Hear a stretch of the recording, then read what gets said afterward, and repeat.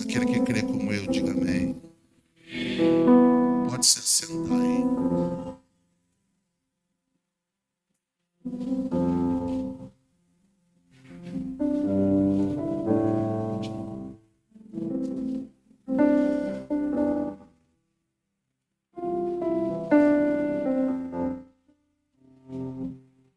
Diga para a pessoa que está do seu lado, remove a tampa, meu irmão. É bom, né? Nem começamos a mensagem, o povo já está chorando. É porque vai ser bênção, já está sendo. Quem já pode sentir? Quem pode sentir aquele arrepio já? Aquele fogo que pega de baixo, vai para cima e volta. Quem pode sentir aí, ó? E o tema nessa noite, bom, antes de falar aqui, antes de entrar na mensagem, trago o abraço aqui do nosso presidente, reverendo Marcos Amorim. Estamos aqui debaixo da palavra de bênção dele. Um abraço, pastor Marcos, para o senhor. Pastor Paim também, um abraço, né?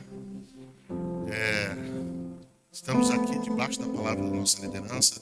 Trago um beijo, um carinho da 57ª lá. Nossa oração por vocês, né? E por esse tempo aqui que nós sabemos que o Senhor está fazendo e fará ainda mais coisas extraordinárias, amém? O tema nessa noite é, trago comigo aqui o Gabriel, fique em pé, Gabriel, nosso líder da rede de jovens lá na 57, o Jefferson ali, líder do Ministério Infantil, né? Vice-líder, né, do Ministério Infantil, estão nos acompanhando, são discípulos. Vamos aplaudir Jesus pela vida deles, né? Pode sentar, obrigado. Olha para o seu irmão, você que não me conhece, vou mexer um pouquinho com você nessa noite. Porque eu aprendi o seguinte, nós não assistimos cultos, nós cultuamos ao Senhor Jesus. Então eu vou mexer com você, amém, Jesus? Olha com carinho para quem está do teu lado, diga assim, caixa d'água. Se pluga aí, fica conectado. Eu acho estranho que você está olhando para mim, olha para ele, olha para ela, não olha para mim não, olha para quem está do seu lado aí, né? E esse tema, irmão, mantendo a chama acesa. Que palavra extraordinária. Para introduzir esse tema, eu quero falar de duas questões. A primeira, eu vou falar do versículo, né? Do versículo-chave, do versículo base, que está lá em, quem sabe? Levítico 6,13. Diz assim, o fogo arderá continuamente sobre o altar. Não se apaga. Levítico é o livro das leis, né?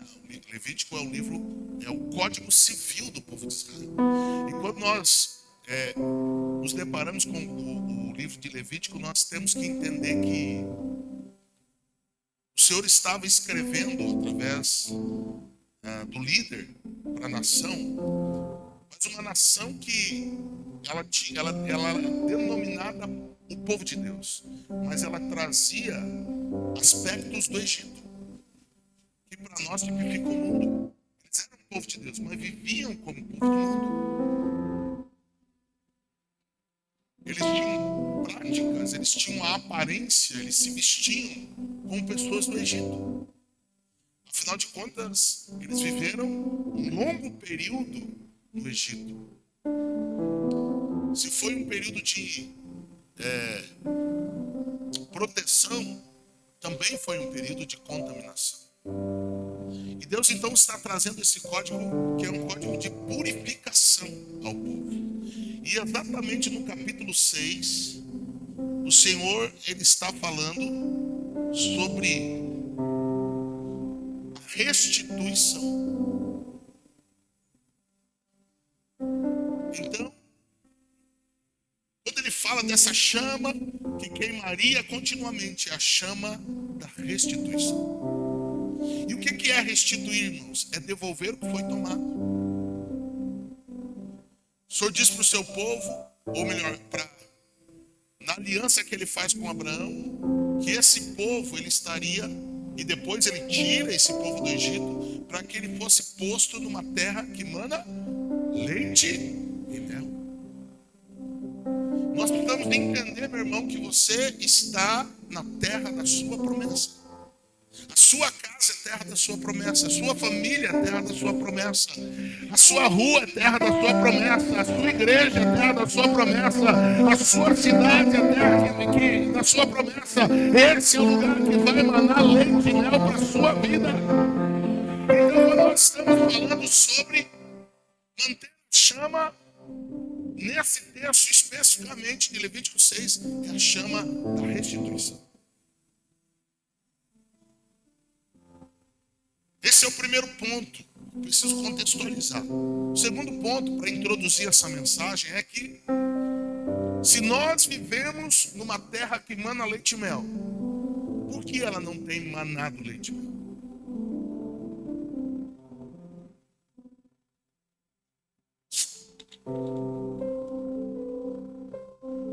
Irmãos, existe um movimento profético acontecendo no mundo.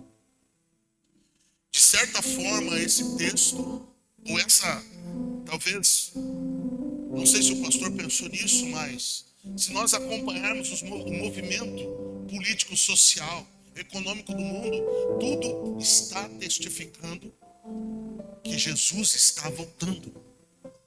Então, de certa forma, eu gostaria de estender um pouquinho esse tema. Outros pregadores vão abordá-lo com mais ênfase, mais focado. Mas nessa noite eu gostaria de propor para você, querido, um olhar para a eternidade. Se nós estamos numa terra que manda leite e mel, se existe uma chama queimando, por que nós não estamos conquistando essa terra? Existe um avivamento acontecendo no mundo, meu irmão.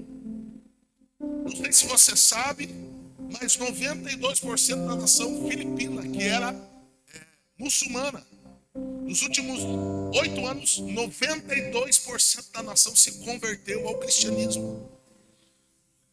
Em novembro do ano passado, na Índia, a Índia tem mais de 362 mil deuses. No ano passado, pela primeira vez em toda a história, uma multidão marchou pela capital da Índia, declarando que a Índia é do Senhor Jesus. Meu irmão, 92%, mais de 90%, aliás, do continente africano já está evangelizado. O continente africano é mais evangelizado do que o semiárido brasileiro. O Senhor Jesus está voltando. E se o Senhor nos colocou numa terra que manda leite e mel, se o Senhor diz que você é a cabeça, se o Senhor diz que você ia dominar, se o Senhor diz que você não estaria por causa, meu irmão, o que está acontecendo? Se a chama está acesa, nós temos que compreender, meu irmão, nós temos que ampliar nossa visão, nós temos que erguer as nossas cabeças. Se a chama está acesa, irmãos, porque muitos dos cristãos não têm os seus filhos dentro das igrejas, porque muitos dos nossos irmãos de igreja, de ministério, porque muitos dos nossos colegas de altar, pastores e pastoras, não estão com seus filhos servindo ao Senhor, se a chama está acesa. Essa chama acesa, essa restituição, meu irmão, tem um caminho. E o primeiro ponto que eu quero abordar nessa noite é a rota da restituição. Quando nós pegamos esse texto, Levítico 6, capítulo 5, a parte B, ele vai nos dar uma rota para a restituição, uma rota, um caminho para que a chama permaneça acesa. Eu vou ler na tradução da Bíblia Viva, diz assim: fará restituição. Todo mundo comigo fala, você está muito desanimado. Que já chocou? Eu nem comecei, você já chocou? Fala assim, aperta o cinto aí, meu irmão. Fala para quem está do seu lado, aperta o cinto. Firma o corpo. Diga assim, Deus não gosta de crente frouxo. Fala. Deus está dizendo ali, ó. Fará restituição. Quem recebe essa palavra sobre a sua vida, diga amém. Quem recebe de verdade, aplaude e glorifique ao Senhor. plenitude de vida. Plenitude de vida. E olha o que a palavra continua dizendo. Acrescentará isso 1/5 do valor. Dará tudo ao proprietário no dia em que apresentar a sua oferta pela culpa. Aqui ele está falando da oferta de culpa. Aqui ele está falando da pessoa que está restituindo o agravo que ela cometeu. Não se trata mais disso, porque Jesus pagou na cruz com seu sangue o preço do nosso agravo. Mas agora a nossa vida é dele. E o primeiro ponto vai dizer para mim e para você, meu irmão, que aqueles que vivem restituição, aqueles que mantêm a chama acesa, têm a sua vida totalmente voltada ao Senhor. A sua vida é oferta. O seu coração é oferta. Para manter a chama do avivamento acesa, irmãos, nós não podemos cochear em dois pensamentos. Nós não podemos viver com Jesus sábado e domingo e durante a semana tocar a vida do nosso jeito. Aqueles que querem manter a chama do avivamento, eles precisam restituir a plenitude de vida ao Senhor, ou seja, entregar tudo que tem, tudo que são, os seus sonhos, os seus projetos aos pés do altar, para que seja feita a vontade dele e não a nossa, para que se cumpra o projeto dele e não a nossa. Nossa, porque, meu irmão, a palavra nos diz que aquilo que não chegou ao seu entendimento, aquilo que não subiu ao seu coração, aquilo que você é incapaz de pedir, são essas coisas que o Senhor está preparando para cada um de nós. Mas para isso precisamos entregar. Não dá para cochear em dois pensamentos. A rota da restituição requer entrega plena. Requer sacrifício total. Eu estou falando e pelo seu rostinho, você já sabe do que o Espírito está te falando. A Bíblia diz que nós não podemos servir a dois senhores. Nós vamos agradar um e desagradar outro. Nós não podemos cochear em dois pensamentos.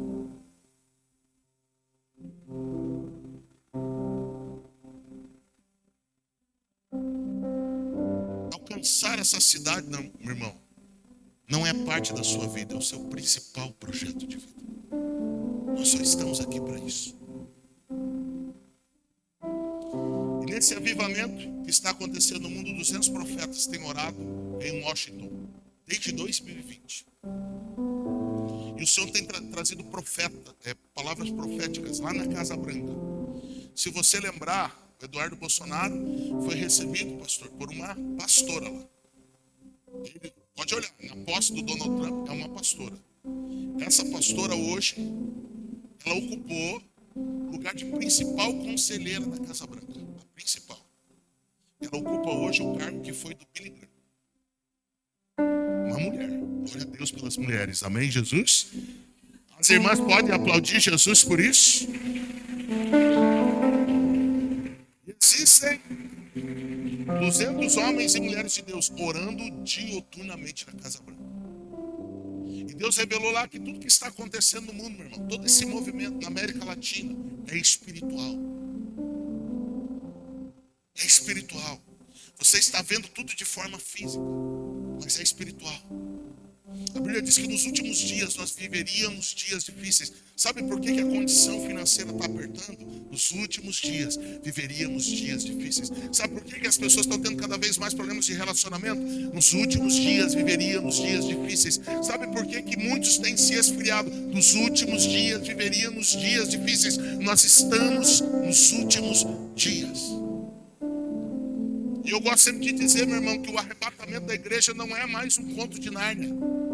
E, rapaziada, não é mais um filme do Senhor dos Anéis. Não é mais um livro do Crepúsculo. A volta do Senhor Jesus é real. E ele vem buscar uma noiva que está com a sua lamparina acesa. Precisamos entender isso. Segundo ponto, da rota da restituição. E a primeira, aliás, voltando ainda ao primeiro ponto para encerrar ele. A primeira coisa que Deus vai requerer de você nessa noite, que realmente quer manter a chama acesa, é sacrifício total. Nessa noite você vai ter que deixar tudo no altar. Dizer a sua vida sua. Aliás, sua oferta sua. Senhor, eu entrego tudo. Segundo ponto da rota da restituição é dar tudo ao proprietário. Paulo diz assim: agora não mais vivo eu, mas Cristo. E essa vida que agora vivo, eu vivo pela fé. Eu vivo na fé. Olha para a pessoa que está do seu lado. Ela é alguém que tem vivido firmada na fé. Pelo seu rosto, a coisa não foi muito animadora, não.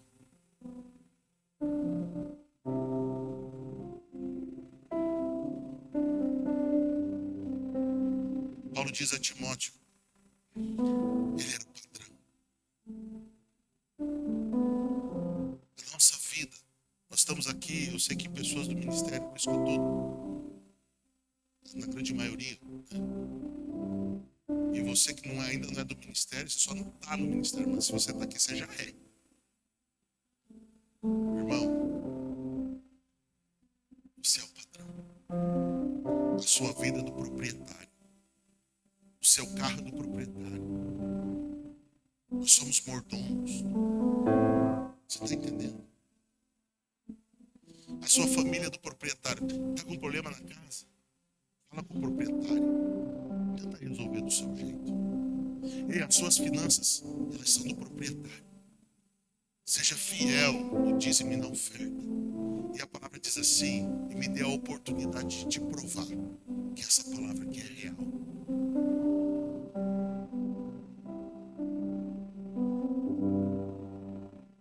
Tudo que você tem precisa estar na mão dele, para que essa chama permaneça acesa. Pastor, mas como é que eu vou entregar? Você tem que confiar. Esses dias recebi uma mensagem de um empresário da minha igreja. Pastor, estou sofrendo, está tão difícil.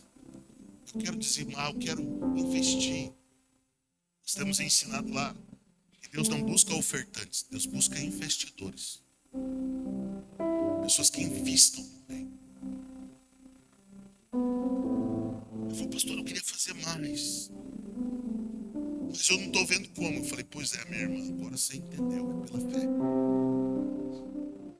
É pela fé. É pôr na mão dele, descansar, confiar.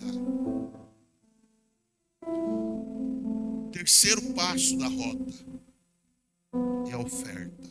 Vê lá. Diga assim, sacrifício.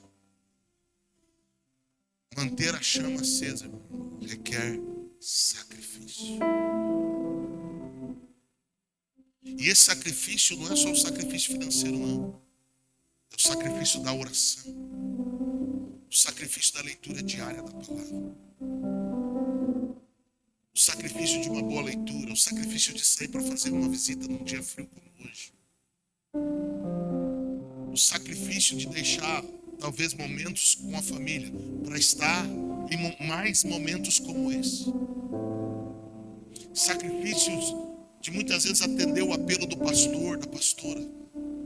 Sacrifício de ver necessidades na igreja e sem ninguém te pedir, você se dispor. Manter a chama acesa vai requerer sacrifício. Esses dias eu ouvi um pastor falar numa das conferências que nós estávamos, né? Da geração fast food. Nós estamos vivendo a geração do fast food, né? Nós queremos as coisas rápido. Meu irmão, toda chama que acende rápido, apaga rápido. Na natureza, toda flor, toda planta, hortaliça que cresce rápido, murcha rápido. Manter a chama acesa vai requerer de sacrifício.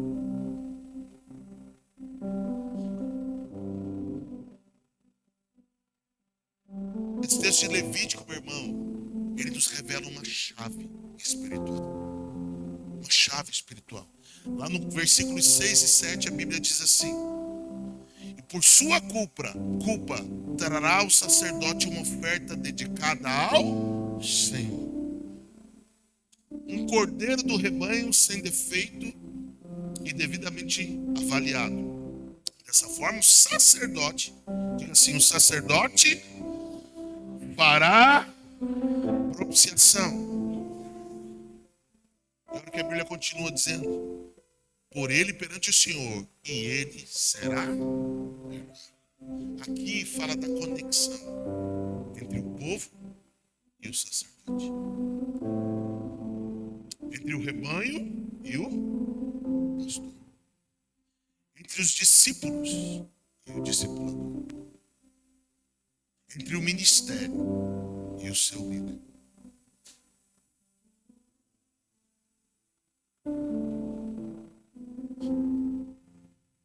Irmão, a ativação de toda a promessa, de todo o avivamento que Deus tem para a sua vida, está na boca desse homem. Ah, pastor, mas o meu pastor não é perfeito. Que bom. Diga assim, graças a Deus. Quem ama o pastor aqui? Tem gente que não levantou a mão.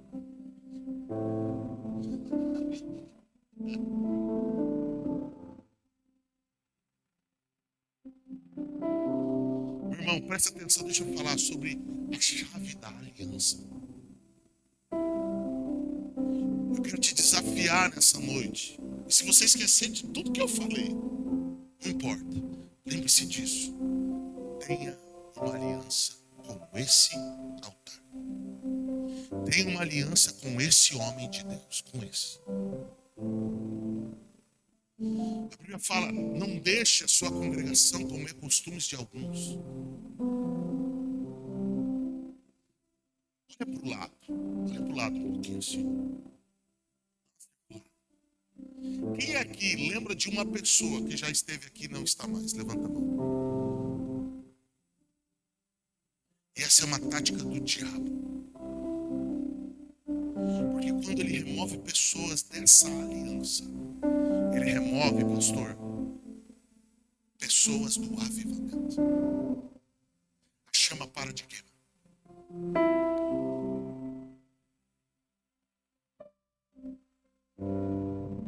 Aqui ele está dizendo que quem ativa essa restituição na nossa vida é o sacerdote. Por que tem pessoas, meu irmão, que estão vivendo em dificuldade? Elas se distanciam do seu pastor. Elas confundem correção com altivez, direção com dominação. Sabe por quê, meu irmão? Nós estamos vivendo uma geração de pessoas órfãs. Pessoas que não tiveram a sua referência de pai ou de mãe. E quando encontram no pastor uma referência, elas não sabem entender, elas não sabem aceitar, elas não sabem se submeter. E a sujeição, meu irmão, não tem a ver com humilhação. Diga assim, sujeição. Fale alto, sujeição não é humilhação. Diga assim, sujeição é proteção. Quando eu me sujeito, eu estou sendo protegido. As pessoas estão buscando proteção. Elas estão buscando cuidado. Quer ver? Presta atenção aqui. Olha para mim. Tem gente anotando, né? Quem aqui ouviu hoje? Eu te amo. Levanta a mão. Pouca gente, né? Faz o favor, deixa o Espírito Santo te usar. Olha para o lado e fala, eu te amo, meu irmão. Viu? Presta atenção. Por que as pessoas não estão ouvindo eu te amo? Ei, você só entrega o que você tem. Você só pode dar o que você recebeu. Por que cada vez menos a gente escuta eu te amo dentro das nossas casas? Sabe por quê, meu irmão? A Bíblia diz, nos últimos dias, o amor de muitos se esfriaria. Um dos sintomas da volta de Jesus é que os pais se voltariam contra os filhos contra os... Agora, detalhe, Jesus não estava falando, meu irmão, para as pessoas que estavam no mundo. Ele estava falando para a sua igreja, que estava ouvindo ele. Então isso me permite acreditar. A gente sempre remete ao mundo, mas não é. O Senhor está falando de nós e não deles. Nós não podemos permitir que o amor se esfrie, porque se o amor se esfriar, a chama se apagará. Nós precisamos, irmãos, nós precisamos aprender a amar, e o amor requer a sujeição. Por mais que eu não gosto disso, mas a maior expressão de amor para os meus filhos, eu tenho 2. A maior expressão de amor é quando eu coloco eles no caminho correto. É quando eu direciono, a palavra diz, ensina os teus filhos o caminho.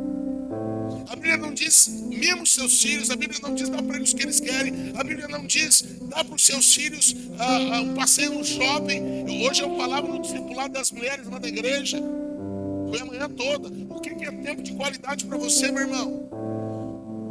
Eclesiastes 2, a partir do versículo 17, ele vai dizer que tempo de qualidade é semear a palavra de Deus no coração dos nossos filhos, é compartilhar tempo de oração com o nosso cônjuge. Tempo de qualidade, meu irmão, é passar tempo aos pés do meu pastor, sendo discipulado por ele, tendo prazer na repreensão, porque a Bíblia diz que o sábio ama a repreensão.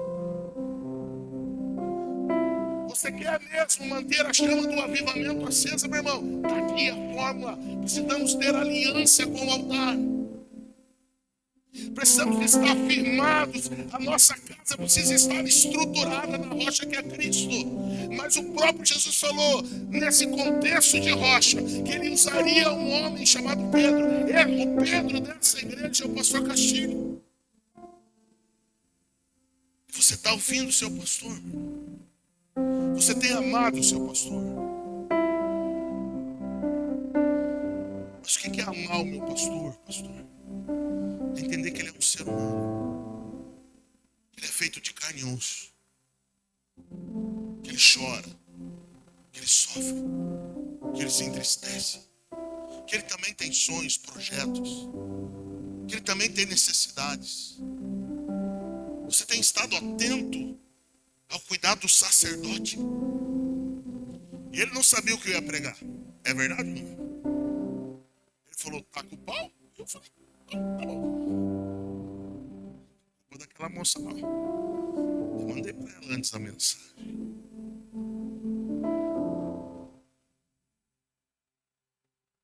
Mas a Bíblia diz que o nosso Deus, ele é um Deus de aliança.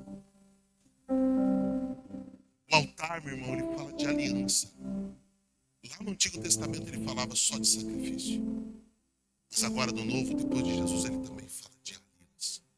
A Santa Ceia fala de aliança. Será que você pode dizer para Deus, nessa noite, na sua oração, com desencargo de consciência, que você tem uma aliança com o altar? Será que você pode dizer com desencargo de consciência que você tem uma aliança com esse homem? Como, pastor, que eu posso dizer? Simples. Nessa semana, quanto tempo você participou da vida dele?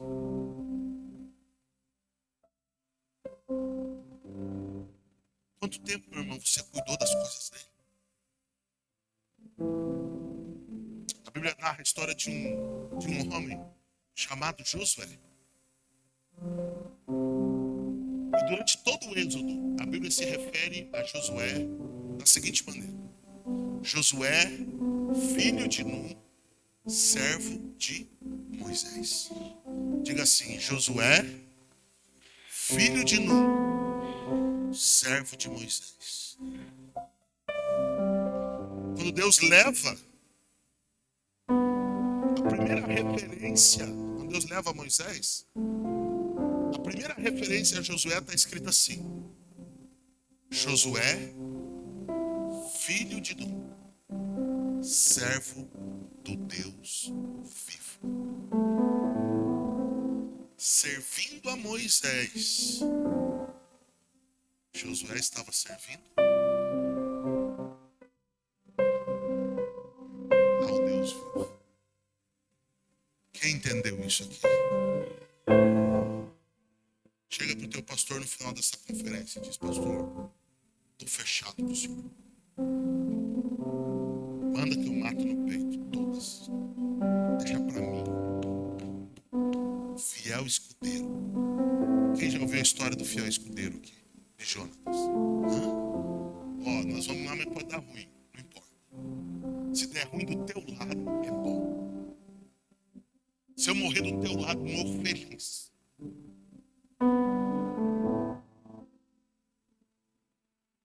E o último ponto, meu irmão, para manter a chama acesa, que eu consigo colher, ou melhor, que eu posso abordar nessa noite.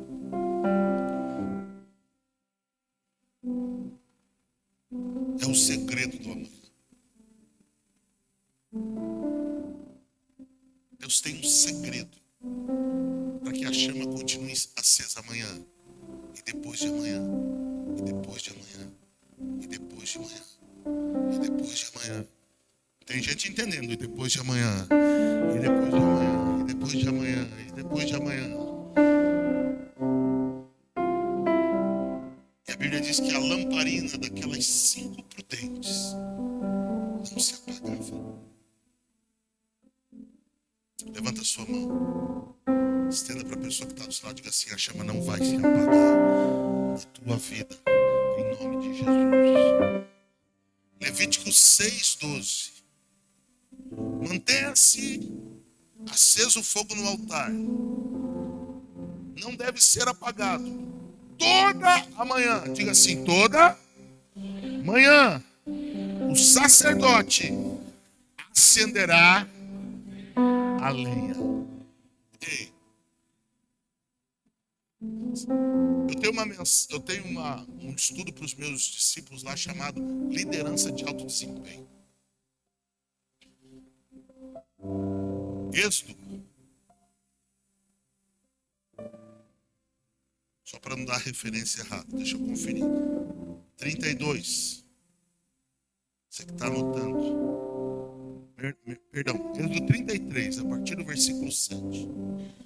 Sabe o que esse texto diz? A rotina diária de Moisés, líder de alto desempenho. Quem quer viver uma vida de sucesso em todas as áreas? Esse texto, Êxodo 33, a partir do versículo 7.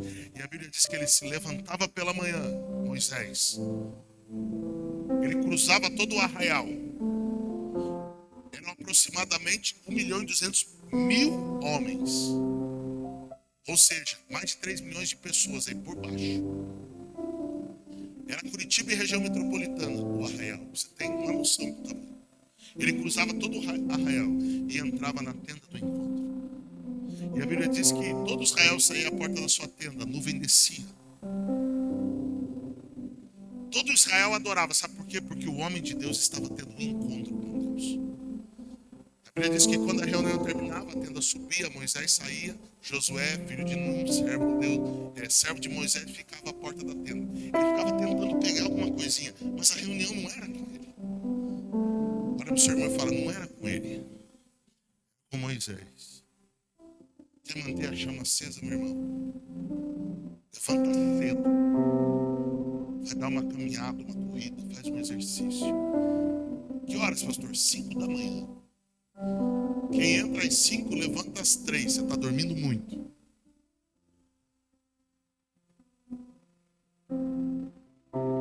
Reserva a primeira hora do teu dia para Deus. Vai para o teu TSD, dobra o teu joelho. Vida de oração, vida devocional. Logo pela manhã, o sacerdote mantinha a chama acesa. E amanhã faz o quê? De novo. E depois de amanhã, de novo. E depois de amanhã, de novo, e de novo, e de novo, e de novo. e de novo. E daqui a pouco, meu irmão, você vai perceber que Deus começa a te visitar nas tuas devocionais. E aquela devocional de 15 minutos, ela se torna meia hora. E aquela de meia hora se torna uma hora. E aquela de uma hora. Nosso líder da intercessão, meu irmão, 8 anos no presídio. E vou encerrar aqui pra gente orar. 8 anos numa penitenciária. Quando ele foi preso, ele estava indo matar o próprio pai. Estava indo matar o próprio pai. Foi preso. A mãe morreu no parto. Ele foi deixado pelo pai na boca de tráfico para ser criado, pastor, pelos traficantes. Cresceu revoltado. Não teve consciência. Começou a traficar, matou pessoas. Falou, agora eu vou buscar meu pai. Nesse dia, o amigo, ele foi sofrer uma emboscada, o amigo dele tomou 8 tiros, ele tomou 6. Não morreu. Foi preso. Saiu da cadeia. Lá no presídio, arrumou uma pessoa, uma moça, que ia visitá-lo lá. Enfim. Saiu, começou a viver junto com essa mulher. Ela engravida. Sexto ou sétimo mês, ela sofre um aborto espontâneo. Os dois viciados. Por causa desse aborto, um dia ela decide ir numa cela. A cela é levada para a igreja, no batismo de impacto, ela se batiza. Chega em casa, ele estava enrolando baseado. Ela abre a Bíblia e diz assim. Eu nem me lembro que salmo ela fala, foi pregado. A partir de hoje. Esse é o nosso caminho. Passa o processo, eu não vou contar tudo, ele se converte. Aceita Jesus, batiza, abandona as drogas. Passa pelo encontro com Deus, entende o trauma, vai consertar com o Pai. E agora ele tem como prioridade, meu irmão, o segredo da manhã. Durante quase um ano, eu chegava na igreja e ele já estava lá. Quase que todos os dias. Eu chegava na igreja e ele estava. Estava pedalando, chegava às 7 da manhã, eu abria a igreja, os obreiros estavam chegando, e esse menino já estava lá. E um dia ele estava lá, pastor, gritando, chorando. Quando eu pisei, não sei se isso já aconteceu com você, quando eu pisei, eu dei um passo para trás. Sabe por quê? Deus estava na casa. Deus deu para esse menino o dom da oração. Ninguém pôs a mão na cabeça dele. Foi no secreto. Tudo aqui é muito bom, meu irmão. Louvado seja Deus por esse tempo, por essa conferência, pela igreja, pelo louvor. Vocês têm um louvor top. Um pastor mais top ainda. Mas o segredo está no secreto. Entra no teu quarto. É lá no secreto. É lá no secreto que ele te escuta. É lá no secreto que ele te ouve. No profundo.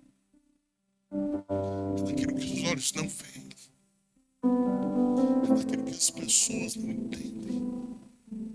É daquilo que os olhos humanos não são capazes de discernir. É lá que o Senhor te enxerga. É lá que a chama queima. É lá onde as respostas vêm, onde as feridas são curadas. É lá onde a lenha pega fogo. É lá.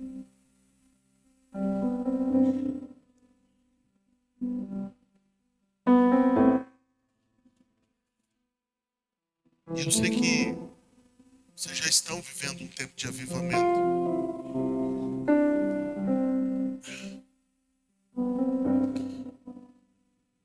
Mas 3 propostas. Tudo no altar. Aliança com o altar. E tempo no secreto.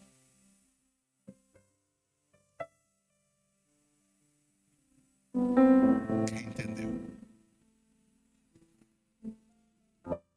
Eu tenho mais 10 minutinhos, pastor.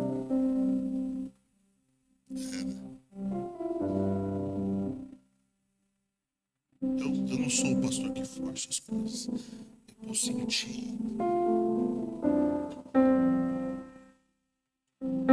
uma graça neste lugar. Então, eu não preciso forçar a barra. Ele já está trabalhando.